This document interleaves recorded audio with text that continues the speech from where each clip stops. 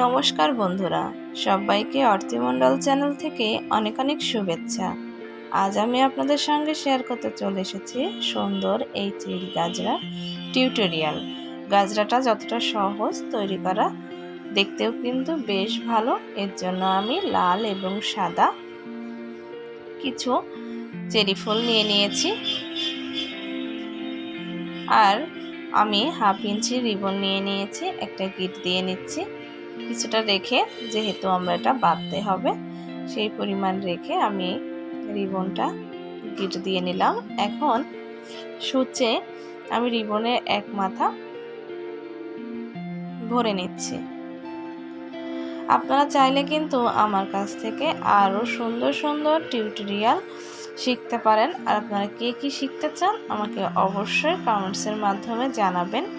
আমি চেষ্টা করব আপনাদের সঙ্গে সেই টিউটোরিয়ালগুলো শেয়ার করার। আমি সাদা চেরিগুলো প্রথমে গেঁথে নিচ্ছি।